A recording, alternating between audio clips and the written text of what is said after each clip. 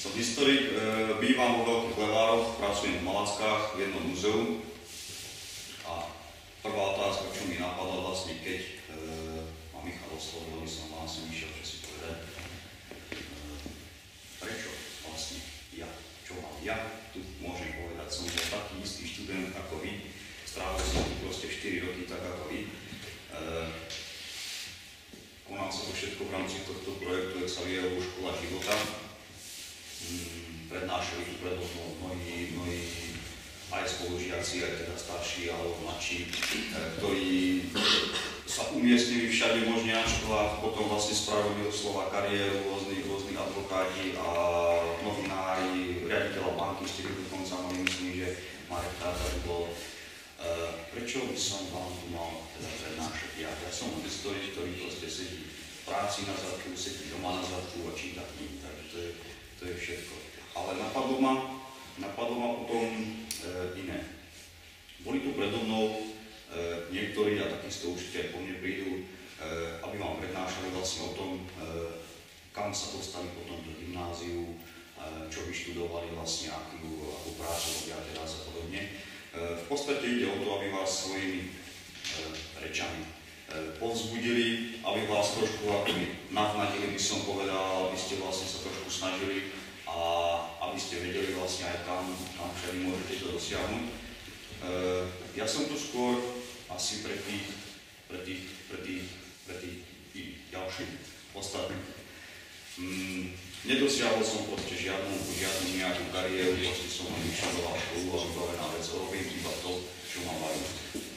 Tu na tomto gymnáziu som študoval v rokoch 94 a 98. Blažej Pišoja je môj spolužiak, máte poslúchať. Potom vlastne, keď som tu zmaturoval, tak samozrejme, čo iné by som mohol robiť po gymnáziu, ako študovať vlastne ďalej, teda pokračovať štúdia. Hlásil som sa na množstvo univerzít, s tým, že nikde ma nezobrali. Takže ambície tak trošku padli, možno zase nejaká tá snaha, nejaké tie trošku som sa vlastne dostal do takého akoby útlumu, ale veľmi rýchlo som sa z toho dostal proste, že prečo by som mal byť doma, nič nerobiť a nechodiť na úrad práce a živiť sa len takto.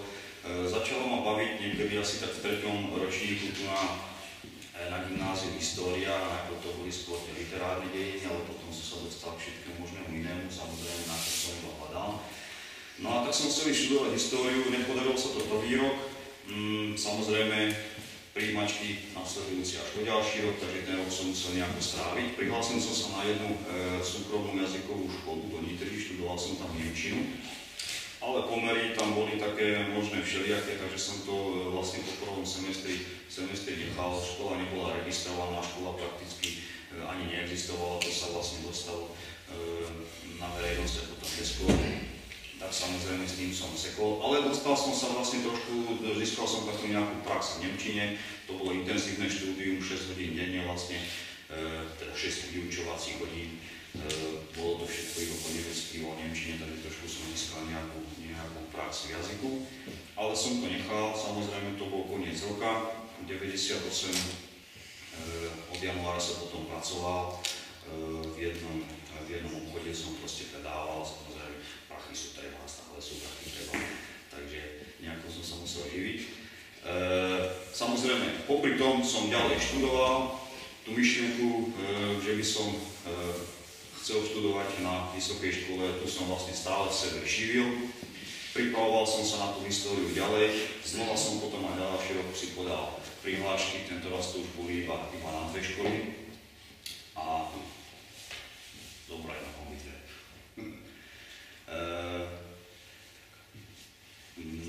Prihláška prvá bola do Bratislavy na učiteľský odbor História a latinčina.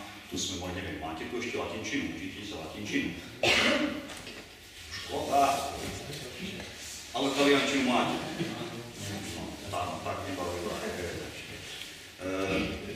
Začala ma tu baviť latinčina, tak som si dal vlastne kombináciu diepy s latinčinou, s tým, že vlastne bolo to skôr len taká náhrada, pretože nechcel som byť vlastne učiteľom, nikdy som nechcel byť učiteľom, skôr ma vlastne lákalo to byť historikom ako vedcom. V tom čase vlastne bol jediný vedecký odbor história, sa študoval iba v Trnave na Trnavskej univerzite, takže samozrejme tam smerovala moja druhá prihláška. Nakoniec som sa dostal na obidve školy, tak som si vybral z nich práve toto jednoodborové vedecké štúdium histórie. Prvý rok je, a že som to spravil, detská hrúza. Úvod do takého predmetu nebavilo ma to, bolo to vlastne čosi strašné, ale od druhého ročníka mali sme tam vynikajúcich profesorov, predovšetkým na stredovekej dejiny, všeobecné a slovenské. To ma nesmierne chytilo vlastne, vtedy som si vlastne vybral, že jasne toto je môj smer, ktorým sa vlastne budem smerovať, kaďa pôjdem ďalej, čomu sa chcem ďalej venovať. Takže slovenské stredovekej dejiny, na to som sa potom začal vlastne v ďalšom svojom štúdiu tak viacej sústrediť a špecializovať. Prebehlo vysokoškolské štúdium. Ešte možno spomeniem jednu takú drobnosť, motiváciu. Samozrejme, čo vyšiel som zo školy, v podstate som bol ešte na puberťách, nič ma nebavilo, učiť ma nebavilo, ale vlastne to, že som sa dostal na vysokú školu, to bolo vlastne čosi nové, čosi iné, tam som sa musel starať o seba. A počas celých vlastne tých rokov štúdia bolo hlavne takou mojou veľkou motiváciou, že som sa stále učil, stále snažil a dobre, vynikajúco. Ten pocit, že vlastne ja som sa dostal niekde, bolo nás v maličkom odbore iba 15 študentov, že som sa vlastne dostal niekde, kde sa vlastne na moje miesto hlásilo ďalších 380 ľudí. Takže ja som to proste bral ako taký pocit zodpovednosti, nemôžem to vlastne teraz zdať, alebo teraz vlastne nejako sa na to vyfláknuť, alebo proste len tak nejako prejsť všelijako. Pretože vlastne na mojom mieste mohlo byť ďalších 379 ľudí, ktorí by mohli byť lepší, ktorí by mohli byť to oveľa viacej baviť, mohli by si to vlastne oveľa viacej vážiť. Tak toto bolo vlastne také čosi, čo ma poháňalo ďalej. Skončil som štúdium, celkom dobre, znova vlastne sústredil som sa na tie stredovekej dejiny, slovenské samozrejme vzhľadom na to, že som zo Záhoria, tak ešte som zúžil tú špecializáciu iba na region Záhorie, takže som na záhorských stredovekách, jediný na východe.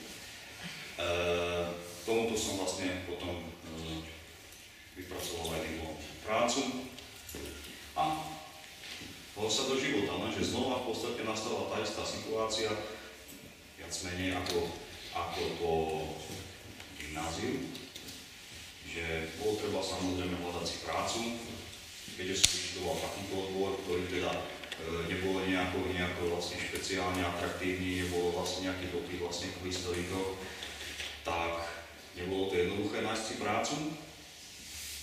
Áno, aj som bol istý krátky čas registrovaný na úrade práce, vlastne ako nezamestnaný, ale znova som sa nezdal, znova som vlastne chcel ísť ďalej, tá história ma nesmierne začala baviť, hovorím vám to, že do ročníka úplne celého pohltilo, tak som sa jednoducho rozhodol, keď nie je práca, tak budem študovať ďalej.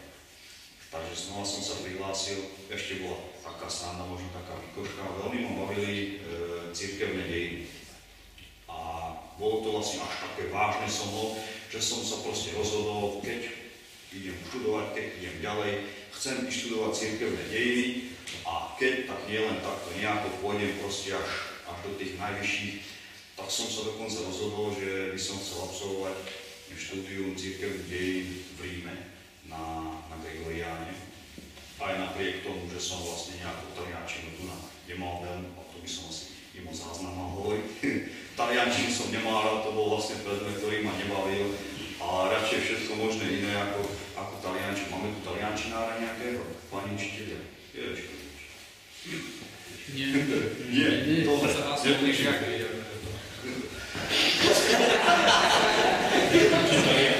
Takže dobre, tak môžem hovoriť aj rád. Ale vlastne teda aj napriek tomu, že to taliančino to nebolo nejak slávne, proste našiel som si vlastne dvoch ľudí, ktorí v tom čase študovali vlastne v Ríme práve na tom Gregoriáne. Jedného z nich som navštívil, osobne sme sa vlastne stretli, povedal mi čo ako a tam som vlastne zistil, že tam je problém trošku iný. Aby som tam mohol študovať, bolo potrebné mať teologické vzdelanie. Ale znova, neodradilo ma to, proste v tom čase otvárala Trnavská univerzita, teologická fakulta, jeden bakalársky odbor, kresťanská filozofia, katolická teológia, myslím, že tak sa to volalo, bol to trojročný bakalársky odbor. Samozrejme, podal som prihlášku, nie som tam išiel. Skončil som takmer najlepšie, takže proste výsledky boli vynikajúce, smer bol jasný, ale zároveň, tak čo si mi hovorilo, kde si, že ešte skús aj to doktoránske štúdium pokračujú v tej histórii tu na, takže podal som si prihlášky aj tam. No a znova nastala tá istá situácia, zobrali ma aj tam, tak som sa musel rozhodnúť. No a nakoniec som išiel vlastne tým štýlom, že lepšie vrabec prstí, tak som sa vlastne rozhodol na to doktoránske štúdium a pokračoval som vlastne štúdium stredovekých slovenských dejín na Trnavskej univerzite. Ďalšie 3 roky. Špecializoval som sa na strede Záhoria a získal som doktorát. Skončil som doktoránske štúdium, získal som doktorát a potom nastala znova srandovná situácia. Už ďalej nebolo kam študovať, tak treba sa zamestnať. Chodil som na jedné také prednášky domácie, tamojšie múzeum, uskladovalo som 2-krát za mesiac všelijaké rôzne prednášky na historické témy, tak som sa tam občas objavil, som si to tam chodil vypočuť. No a vtedy ma oslovil na jeden z nich jeden môj kamarát, Malačan, počúvaj, nastala tu taká situácia, jedna pani, ktorá tu pracovala, išla na matersku, ale teraz historického múzea nechceš, tak som sa rovno zastavil za pani riaditeľkou a odvtedy pracujem v múzeu Malacka. Je to múzeum, ktoré vlastne nie je samostatnou jednotkou, je to súčasť Mestského centra kultúry Malacka, patrí tam aj knižnica, galéria, kino a teda toto múzeum, takže vlastne je to ako len oddelenie jedného väčšieho centra, tak aj je väčšieho, no v podstate je nás tam dokopy 11 zamestnancov, takže až také veľké to nie je. S tým, že v múzeu pracujeme dvaja ako stáli zamestnanci a jedného ešte kolegu máme, ktorý pracuje vlastne na čiastočný úväzok. Práca v múzeu. V podstate som sa dostal k tomu, čo som vždy chcel, čo ma vždy bavilo a samozrejme, čo je potom lepšie, ako zamestnať sa v tom, čo vás baví. Samozrejme, že čo vám ja budem hovoriť, že o dejepisy, alebo čo si také, to asi, keby som sa opýtal, že koho baví dejepis, nezdý nikto, alebo nikto. Alebo len, nebudem sa pýtať, nie? Mňa to proste bavilo, no a išiel som do toho, som vlastne zamestnaný v tomto, žijem len tak, aby som v podstate prežil, žiadne nejaké veľké výplaty ani nič z toho vlastne neplynie, ale dennodenne proste môžem robiť to, čo ma baví, čo chcem a tak sa z toho teším. Samozrejme situácia sa vyvíjala ďalej, som riadnym zamestnancom tohto múzea, popri tom samozrejme aj osobný život. Prednedávnom v auguste som sa oženil, kúpili sme si s manželkou byt. No a zariadili sme si ho celý kompletný, takže prakticky mám všetko, po čom som vždy v živote túžil. Mám pokojný život, žiadne nejaké naháňanie sa, žiadne vlastne stresová práca, nič takéto. V podstate len obyčajný jednoduchý život s práce do domov a z domova do práce. No a možno to nie je nejaké povzbudenie pre vás všetkých, aby ste mali vysoké ambície, ale chcel by som možno týmto poukázať aj na to. Možno tu z vás nebudú všetci riaditelia a advokáti a neviem čo, ale budú tu vlastne medzi vami aj zamestnanci z rôznych iných, možno neatraktívnych odborov, v našej hospodárskej stránke, ale možno by som vám vlastne chcel povedať, že aby ste si vypíčili nejaký cieľ, nemusí byť nejaký svetový, a išli za ním. A keď sa bude dariť proste, tak sa bude dariť samozrejme. Takže možno to odo mňa a skôr by som bol teraz rád, keby ste možno nejaké otázky pokladali, čo sa pýtali, čo vás zaujíma a podobne. A vodík.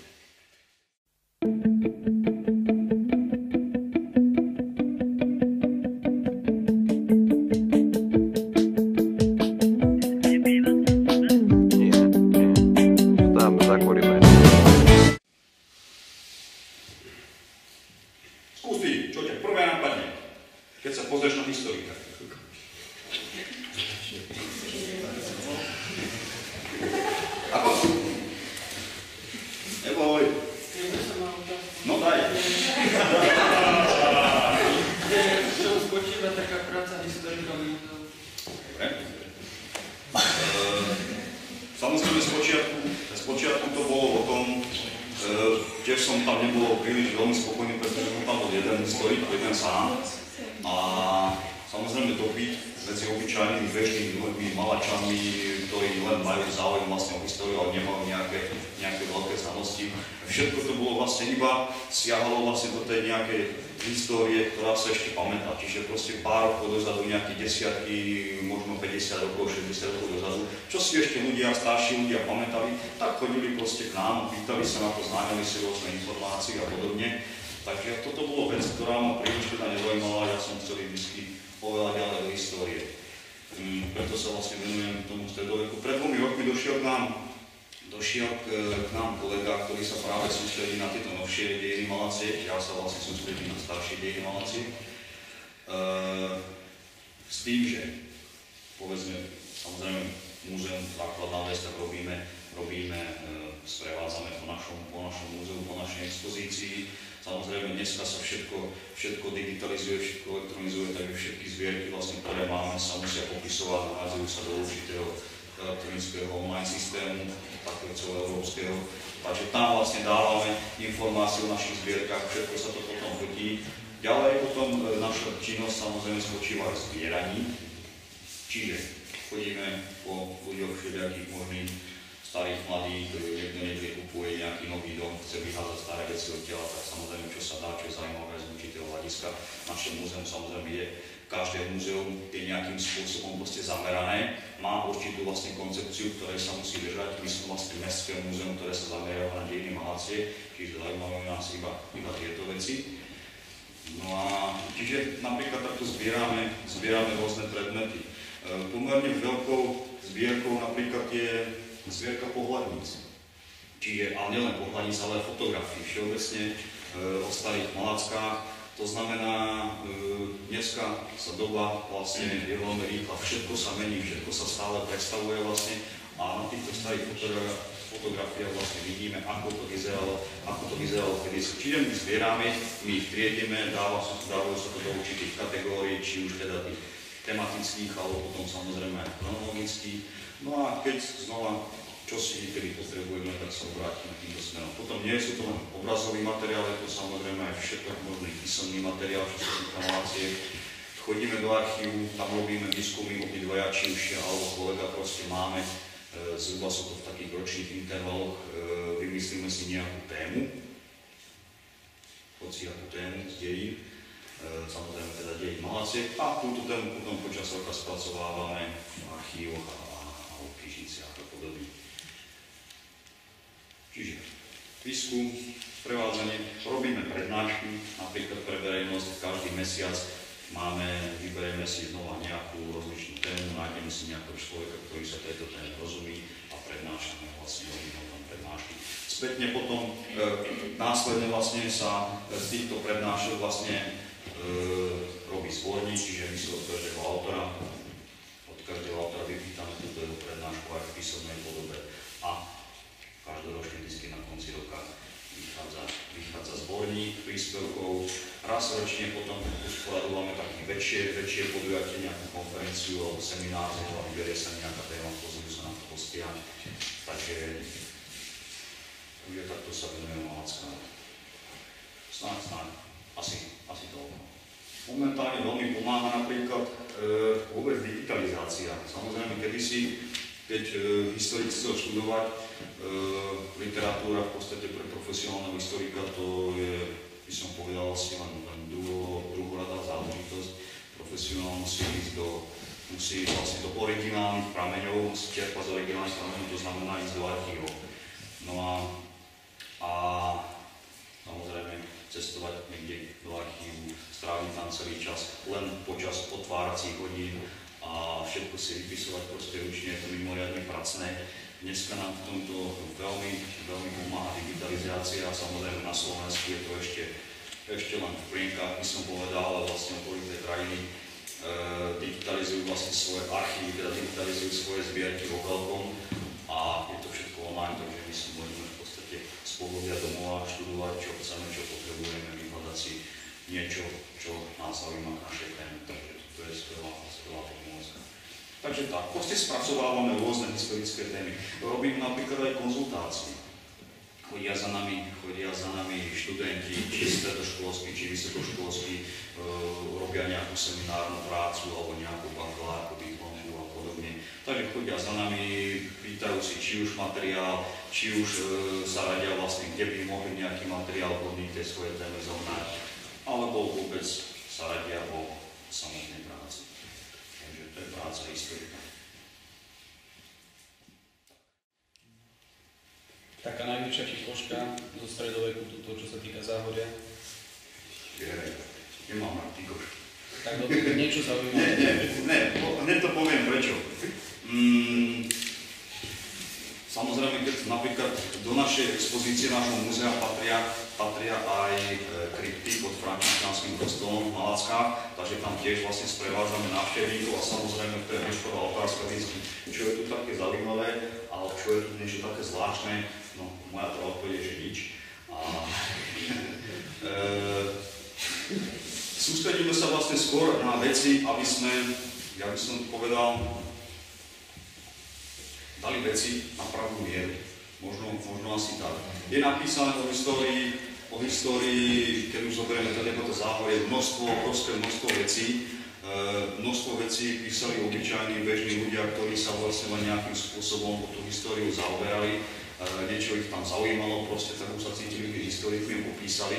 Žiaľ, samozrejme, byť historikom znamená ovládať určité metódy práce a to už je samozrejme veľmi zložitá záležitosť. A z toho dôvodu sa vlastne popíše množstvo vecí, ktoré nie sú celkom v poriadku, takže istým spôsobom, ako by som povedal, aj naprávame to, čo je napísané, upravujeme vlastne históriu. A tých fikošiek tým pádom potom sú to veci, o mnohých veciach sú proste napísané, čo už sa stane potom neskôr legendou a podobne a nám sa takéto veci potom veľmi ťažko opravujú. Teraz sme sa dole bavili o kaponke svätej Margity Antiochískej v Občanoch. Takže keď pikoška, tak by som možno spomenul túto. Je to prakticky jediná dodnes stojaca, najstaršia vlastne stavba na strednej strednej Európe, nielen na Slovensku. Ešte len donedávna, toto sa vlastne potvrdilo archeologicky v roku 2004.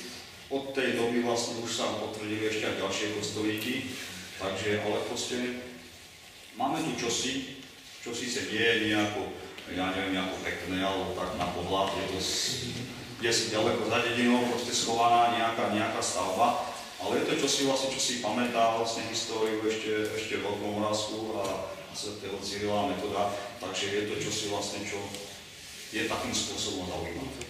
Takže asi tak, v posledných rokoch to ožíva. Teraz tento kostolík spolu s celým vlastne archeologickým, vyklutickým areálom mal byť v minulosti, alebo uchádzal sa o zápis do UNESCO. Stala sa taká vec, neviem teraz, ako to bolo, že tesne pred tým, než mali byť vyhlásené výsledky, tak kandidatúra bola stiahnutá. Teraz som sa práve dočítal tento týždeň, že znova sa vlastne celý ten areál vrátane občianskeho kostolíka uchádza o zápis do UNESCO, tak dúfam, že sa to tentokrát podarí, no a budeme tu mať aj čosi z takéhoto hľadiska významné. Nie. Znova sa to vyvinulo z čoho? Vyvinulo sa to z čítania. Ja už som vlastne tu na gymnáziu veľmi čítal, ja som sa proste zamiloval som si hlavne literatúru, nejaké ešte to 19. storočie, slovenský romantizmus, ja som tu prečítal, máme tu, dúfam, že tu ešte je knižnica, vynikajúca proste knižnica na pomery gymnázia, takže som potiaľ prečítal množstvo vecí a vlastne týmto smerom som sa chcel vlastne aj uberať, čítať a nie kopať. A potom vlastne, keď som došiel na univerzitu, tam ma veľmi chytilo čítanie starých dokumentov. Mali sme tam jeden predmet, latinčinu, teda to bola staroveká, potom stredoveká. A práve na stredovekej latinčine sme dostávali proste listiny, samozrejme prefikené, neoriginály, dostávali listiny a našou úlohou vlastne bolo ich čítať, bolo ich lúštiť a potom prekladať. Toto bolo čosi, čo ma vlastne mimoriadne chytilo a preto som sa potom aj sústredil vlastne na ten stredovek. Čítať staré písmo, čítať, čo nám tí ľudia chceli vlastne s tým povedať. V podstate išlo také lúštenie, takže toto je to vlastne, čo ma bavilo a tomu sa venujem vlastne do tých stredov. Skôr čítanie ako kopanie, tak by som povedal. Ale samozrejme, archeológia je veľmi dôležitý zdroj informácií pre nás, pre historikov je to pomocná historická veda. To znamená, čokoľvek vlastne, čo archeológovia vykopú, čokoľvek, čo napíšu, je potrebné, aby sme to sledovali a znova akoby skladali mozaiku vlastne, čiže to sú tiež pre nás informácie, ktoré my potom doplňame svojimi informáciami. Takže asi tak. Ja sa chcem spýtať, že kto vás platí vlastne? To je mesto, alebo štát, alebo ako to je? Ste zamestnancom múzea, to je mestské, takže mesto má vyčlenený rozpočet na históriu? Tak, my sme príspevková organizácia mesta. To znamená, mesto vlastne vo svojom rozpočte každý rok vyčlení určitú čiastku, ktorá vlastne v mesačných intervaloch to nám uvoľňuje a z toho vlastne my neexistujeme, my fungujeme. Samozrejme plus k tomu ešte svojou činnosťou pribírávame si, tak by som to povedal, napríklad zisky, ktoré vlastne nám príjmu a podobne, čiže to sú vlastne takéto ďalšie zdroje. A samozrejme vstupné do múzea a takéto ďalšie veci. Ale hlavná časť je teda príspevok mesta. Plus robíme rôzne projekty, takže získame si vlastne peniaze takto z Ministerstva kultúry, z BSK, zo všetkých iných zdrojov. Keď robíte históriu mesta Malavský, tak to je v podstate niečo ako v stredoveký kronikár, ne? Môže byť, áno. S tým, že kronikár v podstate robí to, že zapisuje to, čo vlastne práve teraz v tomto okamžiku zažíva, teda čo sa deje vlastne v jeho dobe, no a ja to v podstate opačne, ja to spätne dohľadávam. Takže asi tak, no. Zo stredovekého hľadiska sú to hrady a kostolí ani toľko nie. Tých toľko veľa stredovekých nemáme. A keď tak nie sú väčšinou dostupné, treba to nejakým spôsobom vybaviť a podobne, staviť sa na pare, ale pokiaľ ide o hrady, tie sú voľne prístupné. Momentálne prebieha na viacerých hradoch prebiehajú rekonštrukcie, či už robia nejaké skauty, alebo sú všelijaké rôzne občianske združenia, že proste sa vyberú hlavne počas leta a opravujú pod odborným dozorom vlastne niektoré časti hradov, takže proste je to zároveň pekný výlet, vlastne sú tam odtiaľ pekné výhľady, no a samozrejme, keď už čosi o tom hrade vieme, máme o ňom vlastne nejaké informácie, tak ten výlet potom je celkom iný, celkom takú inú dimenziu získala, takže ja som proste fanúšik hradov. Asi nie. Teraz už asi nie. Samozrejme, áno, v čase, keď som sa rozhodoval, čo smerov vlastne sa mi ponúkalo množstvo, ale dnes už vlastne som v tom, čo som vždy chcel a čo ma baví. Takže ak by som mal robiť niečo iné, tak zrejme by to muselo byť len dočasné, možno len také nejaké prechodné obdobie, ale neviem sa asi iné predstaviť. Už by to bol problém. Zvykať si, učiť sa niečo nové, to už bolo problém. Ale nevyučujem. Až dostaneš lepšie platenú prácu v nejakom väčšom múzeu. Ale musí to byť proste, samozrejme, ten odbor, ktorému sa venuje. Môžem sa spýtať ešte také odporúčanie, že pre nich, dajme tomu, že ani vás škola nebavila, ani proste akože som nevedel prvé 2 roky, na čo tu chodím vlastne, alebo tak, že nejaké také odporúčanie do života, že ako sa dá prežiť tá stredná škola, alebo že čo tak teraz už z takého pohľadu, takého pár rokov po tej škole.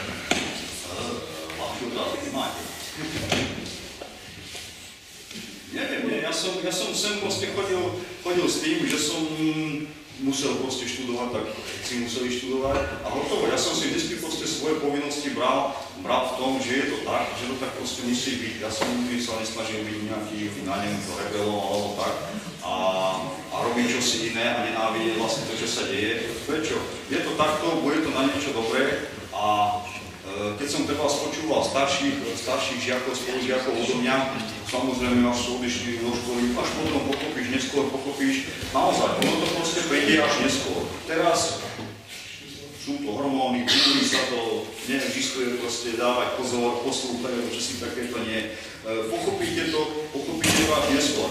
Ale samozrejme, ako náhle tu na škole počas týchto rokov nič nejako do seba vlastne nepríjmete a nenasajete, tak potom už nemáte čo pochopiť. Dobre, a taká posledná otázka, že čo vám dala táto škola? Špeciálne niečo také, že čo môžete povedať, že čo mi táto škola dala?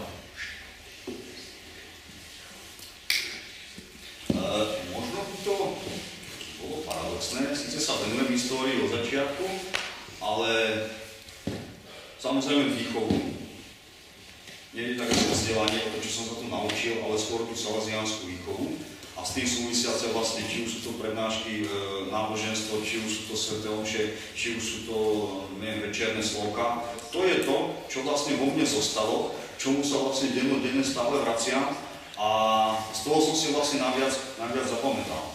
Takže tu som sa vlastne nejakým spôsobom vyformoval, by som povedal, a taký som vlastne potom stále ďalej. Čiže tu som sa stal kresťanom nie len po tej stránke vlastne, že verím, ale tu som to vlastne pochopil, dostal som to aj do rozumu, že ja som vlastne všetky veci potrebujem uchopiť rozumom. A to sa stalo tu. Tu sme vlastne nemali nejaký problém s akoukoľvek otázkou. Samozrejme, ako puberťáci to museli byť tie najzákernejšie otázky, čo sa týka oblasti viery. A vždy sme na ňu dostali proste odpoveď takú, ktorá aspoň mňa uspokojila. A dodnes samozrejme z toho žijem a to je vlastne čosi, čo vlastne zostalo u mňa od týchto čias. Čiže nie je to nejaký vzťah možno v histórii, alebo ja neviem, vzťah k futbalu alebo podobne, ale je to toto, že som tu bol vyformovaný vlastne po tej stránke osobnostnej. Takže čo ste si vybrali práve túto školu, akože ich na strednú? To bolo asi Božie radie. Keď som končil 8. ročník, tak samozrejme znova, v podstate to bola taká istá situácia ako aj na konci gymnázia, nevedel som kam ďalej. Učil som sa dobre, bavilo ma vlastne všetko, nemal som nejaký presný smer, čo ako. Jeden kamarát, spolužiak vlastne skúsil sa prihlásiť na francúzske gymnázium do Bratislavy. Ja som bol vtedy nemčinár, tak ma tiež napadlo, ako dobre, skúsim teda nemecké gymnázium v Bratislave. V Lamači, v Pínikovej, neviem, tu ešte. Nedostal som sa tam, neprijali ma. Samozrejme, to už bolo potom zle, niekde študovať musím ďalej. No a práve tento kamarát ma na to naviedol, že počúvaj, ešte v Šaštíne existuje také gymnázium, chlapčenské, internátne, čosi. A ako dobre, však skúsim to. Dostal som sa sem a hneď prakticky od prvého dňa, od prvého okamžiku ma to tu chytilo, proste tá atmosféra a tie možnosti, ktoré sú tu mali a to vlastne, aké tu boli vzťahy. To bolo čosi vlastne, čo ma chytilo hneď od začiatku. okamžite by som sa do toho vrátil, takže ešte tam budíte. Venujem sa tomu iba do takej miery, by som povedal, do akej musím. Napríklad teraz píšem jednu knihu, prakticky už je dokončená pre obec Zohor. Je to niekto zo Zohora? Nikto. Obecnú monografiu vlastne pre obec Zohor, je tam jasne nás viacej autorov, takže ja som, vzhľadom na to, že som teraz stredovekár, som si samozrejme vybral tie staršie dejiny, ale bolo už potrebné ich potiahnuť aj ďalej až do 19. storočia, takže vlastne spracoval až 19. storočie. Potom na 20. storočie je vlastne ďalší autor. Čiže venujem sa tomu iba do takej miery, do akej musím, asi by som povedal. A vzhľadom na to, že mám práve tohto kolegu, ktorý sa venuje novším dejinám, tak máme to vlastne teraz v práci pekne podelené, takže jeden robím to, jeden robím to a zároveň sa doplňa. Takže nejako nemám potrebu. Môj mesačný plán 510 eur čistom. Keď to zhodnotíte, že chceli ste to študovať, študovali ste to dlho a prišli ste nejakú cestu, ktorá sa k tomu si bývajú viedla, tak sa vám to oplatí, akože nielen čisto tá finančná stránka, ale to, že ste zostali iba Malacká, malou muzeum, že to stalo. Dôležité je, aspoň ja to tak vnímam, nie aby som bol nejaký raditeľ, aby som dostal tisícové výplaty a aby som proste mal všetko, čo chcem. Dôležité je, aby som bol spokojný. A to som. Robím to, čo som vyštudoval, robím to, čo ma baví, nestrávim množstvo hodín proste cestovaním niekde ďaleko. V rámci svojej práce robím prakticky to, tak povediať, čo chcem, čiže ja si proste určím to, čo budem robiť. Takže z tohoto dôvodu ma to maximálne naplňa a som spokojný. Takže určite sa to oplatilo, absolútne to nejakým spôsobom neúplne. Takže tak, a to, že výplata jaká je, no, ja z toho vyžijem, mne to stačí, ja z toho splácam úver, ja z toho vlastne sa najem a mám aj auto. Okay. No, takže to vôbec není problém, mať nejaké proste výplaty, ja neviem. Ja som spokojný a nechýba mi nič. Ja som nikdy nemal proste ani nejaké proste plány byť, neviem čo. Takže z toho dôvodu. A žijem vlastne pokojným životom. Žiaden stres a žiadne proste nejaké naháňanie sa. To je vlastne, ja som taký a to mi proste vyhovuje. Tak asi tak.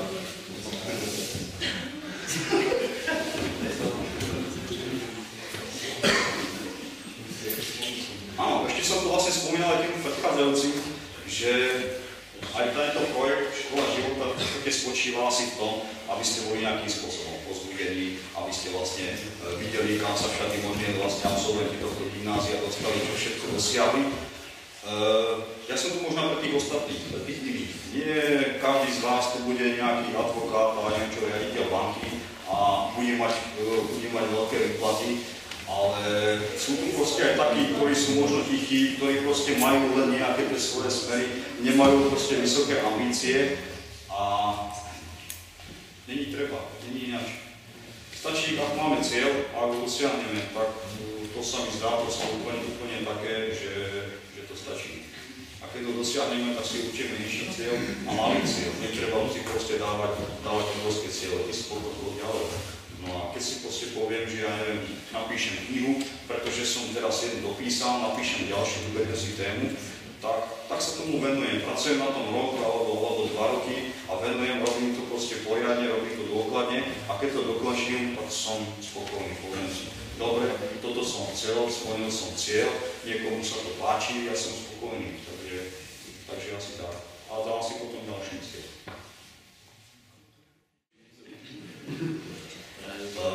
Ako by som ti vedel presne povedať 7 mesiacov. Vždycky si robíme vlastne štatistiky až v januári, keď skončí rok.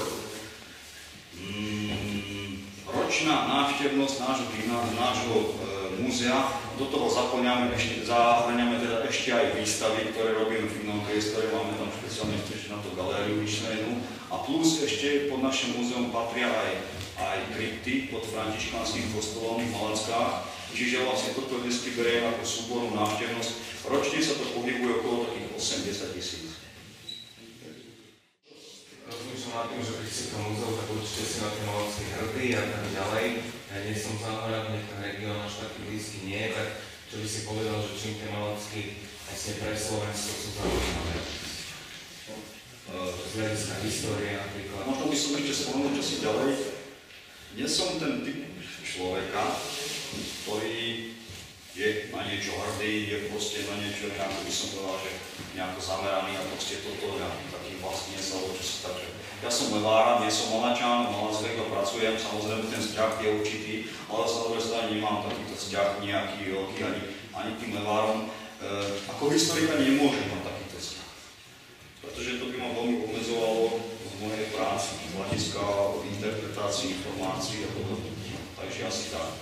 Pokiaľ ide o Malacky sú viac menej dlhodobé mesto, ktoré sa začalo vyvíjať až v nejakom 17. 18. storočí, vďaka tomu, že tam došli Palafiovci a začali to budovať. Postavil sa tam kláštor františkánsky, postavil sa tam kaštiel a toto bolo vlastne, čo dalo taký impuls Malackám. Dodnes sú to v podstate viac menej jediné také kultúrne atrakcie Malacie. Malacky dosť utrpeli v období socializmu, keď sa budoval socializmus od takého konca 60. rokov, 70. rokov, boli určené akoby také vzorové mestečko, by som povedal, socialistické výstavby a vtedy vlastne prešli kultnou prestavbou. Takže dnes vyzerajú tak ako vyzerajú. Takže pokiaľ je po tejto stránke, tak tam okolo tej histórie asi nie je veľa čo povedať, ale proste pre nás sú mocnou témou Palafiovci a Františkáni. Po tej stránke teda historické jednak stavebný vývoj, jednak hospodársky vývoj a jednak teda kultúrny vývoj. Čiže nejaké také staršie, nejaké 12. staršie, tak nie je ešte povedať. Pokiaľ ide o Malacky, to vôbec nie. Z toho dôvodu ja sa skôr musím sústrediť na okolie. Či už sú to iné ostatné dediny, sú to hrady, napríklad cirkevné dediny a tak, takže tie témy musím podávať inde. Pokiaľ ide o Malacky, tiež začína byť zaujímavé až niekedy v 16. storočí. Čo sa týka teda množstva informácií, to je asi tak. Leváre, povedzme, že Habáni, to je veľká téma vlastne Habánsky dvor a to je taká nosná téma, ale musím robiť to, čomu som zamestnaný, čiže sústredím sa predovšetkým vlastne na Malacky. Samozrejme, nerobím len to, čo robím vo svojej práci, robím samozrejme po práci, venujem sa vlastne dejinám, predovšetkým sú to dejiny veľkých levár, ale potom zháňam informácie o všetkom možnom inom. Zatiaľ je to iba tak, že vlastne zháňam informácie, asi proste nejakým spôsobom vlastne triedím a kategorizujem a vlastne až následne. Hovorím, ja som vlastne taký, že nerobím 4 veci naraz, až ukončím jednu tému a som si spokojný, tak potom vlastne pokračujem ďalej. Takže asi. Môžem? Čiže by sa zamerali len na dejiny Malacie. Vo svojej práci môžete sa zamerať napríklad na Skalicu alebo na iné mesto? Pokiaľ ide o moju prácu, tak áno. My sme vlastne samozrejme, tak ako každé múzeum, sme proste nejakým spôsobom špecializovaní, máme vlastne nejakú koncepciu a pre nás je to história Malacie, história mesta. Kedysi bolo toto múzeum teda širšie koncipované, ako skôr teda sa sústredilo na južné záhorie, ale teda z rôznych dôvodov, najmä hlavne finančných, sa táto špecializácia sústredila len na lokálne dejiny Malacie. Ale sme teda, hovorím, dvaja, respektíve traja, s tým, že vlastne moji dvaja kolegovia sa vyslovene venujú iba len Malackám. Ja vzhľadom aj na to, teda, že sa skôr sústredím na tie staršie dejiny, tak zaberám prakticky celé južné záhorie od nejakého Lamača, Bratislave, povedzme, že ako Bukúky. Ale samozrejme takisto aj Skalicou všetko možné. Pretože keď som aj stredovekár, tak tým samozrejme, čo sa týka stredoveku, je tých informácií o mnoho menej, takže z toho dôvodu sa zameriavam na celý zároveň. Je čo? Iné? Že keď už ste skončili školu, tak ste nemali nejaký sen, že chcete robiť nejaké významie v nejakom ústave alebo tak?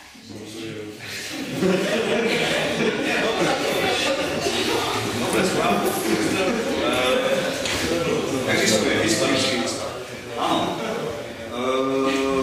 V podstate takéto špecializované pracoviska pre historikov profesionálov boli v tom čase iba dve.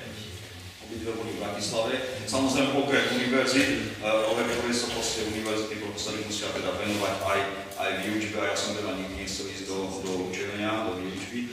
Takže takéto pracoviska boli iba dve, z nich jedno vlastne už je dnes v Bratislave, ostatné sa presunulo do Martina a to bol Historický ústav Slovenskej akadémie vied. Áno, určite, bola by to ambícia, ktorú by som si vlastne čosi splnil, ale otázka, prečo som tam nikdy nechcel ísť, bola skôr, by som to nazval svetonázorová. Z dôvodu takého, že vlastne zostali tam vlastne dodnes, áno, už je to tam troška obmenené, už sú tam vlastne noví ľudia, noví historici a mladší.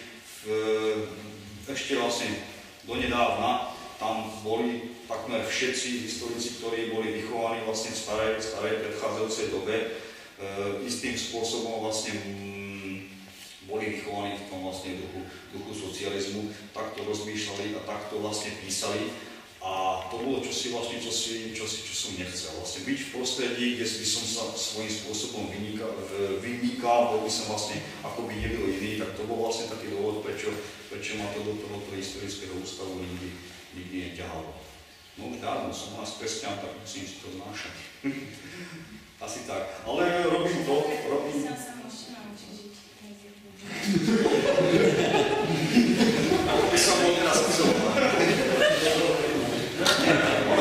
Ono to súvisí aj so samotnou históriou. Keď ja čosi napíšem, proste získam si vlastne k tomu informácie, k tomu pramene a na základe toho potom vlastne čosi si interpretujem a čosi vlastne uzavriem a niečo napíšem, ja si to musím mať obhájiť. A v takomto prostredí by to nebola obhajoba vlastne tých historických faktov, tých historických informácií, ku ktorým som ja dospel, bolo by to skôr vlastne obhajoba svojho svetonázoru.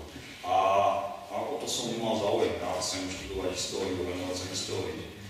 Aj keď situácia je taká, že pracujem v prostredí, kde som proste jediný kresťan.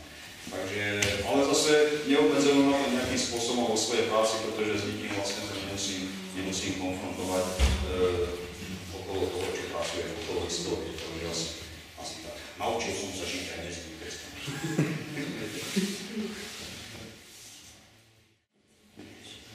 Čo sa vám páči najviac? Čo ste rozhodol? Počas toho štúdia tu čačine?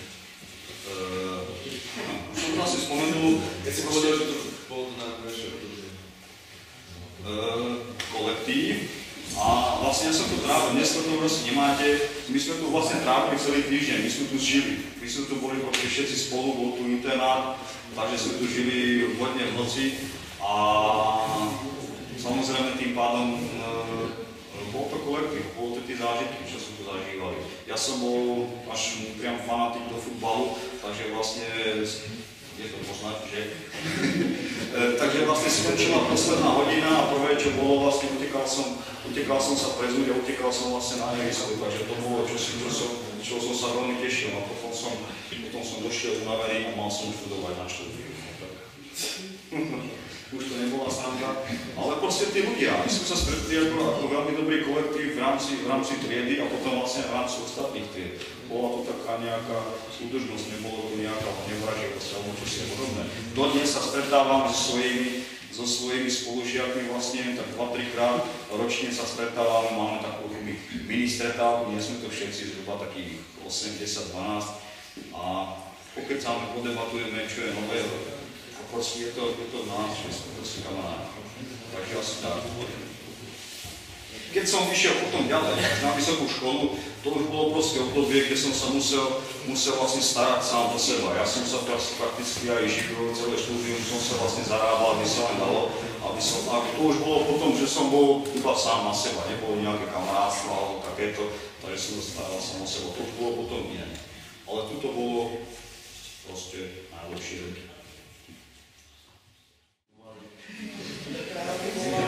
Tak pre mňa je to hlavne to, že som vlastne robím to, čo ma baví. Ale pokiaľ ide o vkusy, asi by som povedal, že jedna z takých najvýznamnejších je, že učím učí ma kriticky myslieť.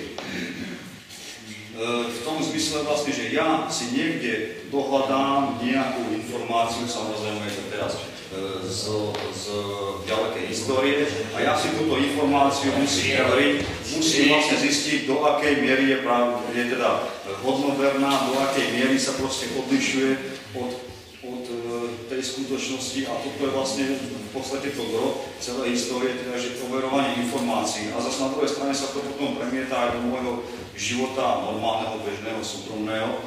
Dneska sa na nás hrnie milióny informácií a my ich proste len prijímame. A ja mám tu pred sebou taký nejakú mriežku, cez ktorú to vlastne filtrujem. A toto ma vlastne učí história. Proste kriticky myslieť a nie len tak pasívne prijímať všetko, čo vlastne dostanem, čo sa nám vlastne ponúka. Takže to je také asi hlavné plus, hlavné mínus. A hlavné mínus. História nemá mínus, pre mňa nemá. Ja robím to, čo ma baví, a to, čo som vždy chcel, a ja som z toho spokojný. Pre mňa nie. Áno, istý čas. Že na to je teraz tak, že proste si dostali, čo ste vždy chceli. A ešte by bola žiadna presúva, že máte nejaké ďalšie plány. Čiže ťa to povačia to, že tam robíte.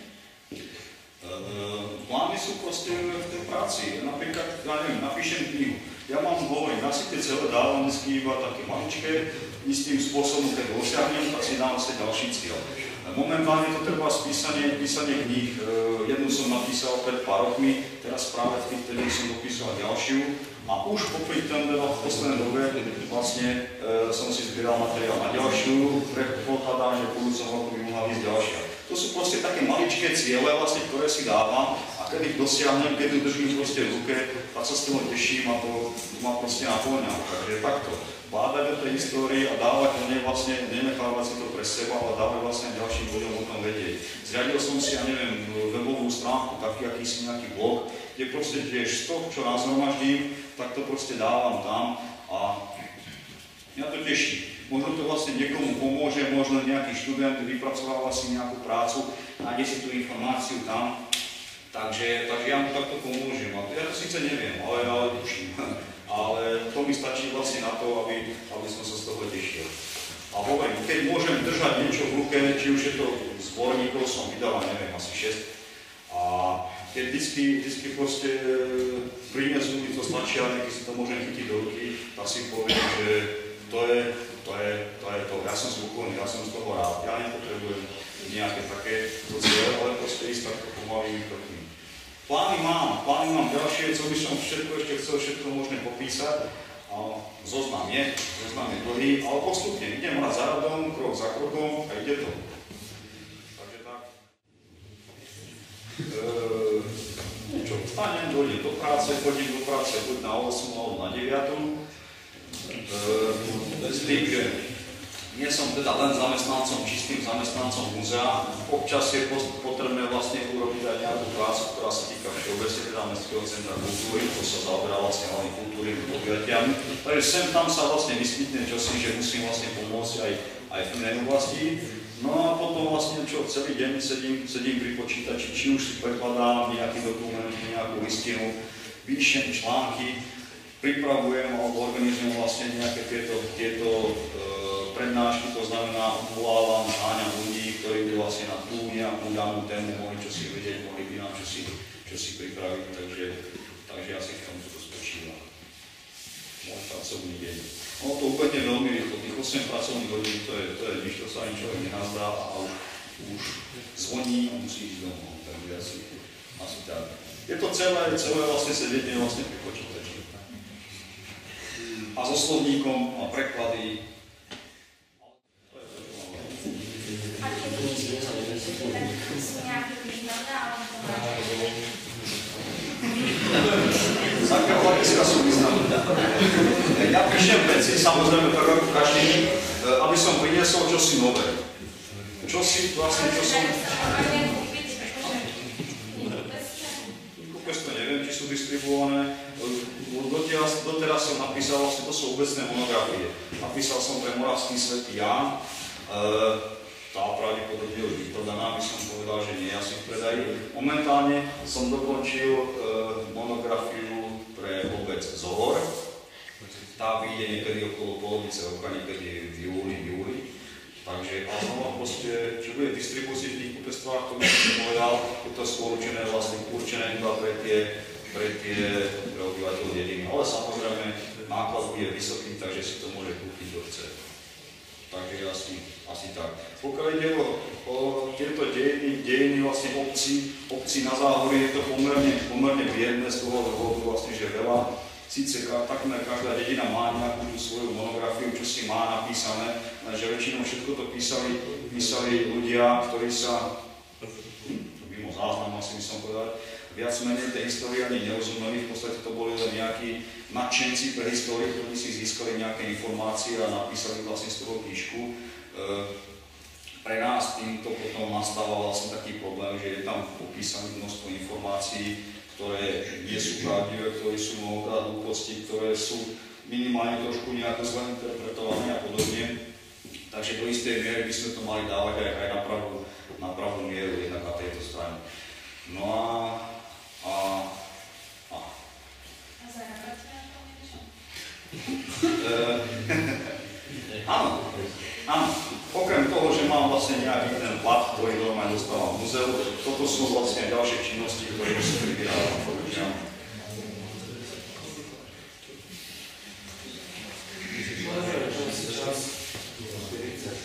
Dobre, ďakujem.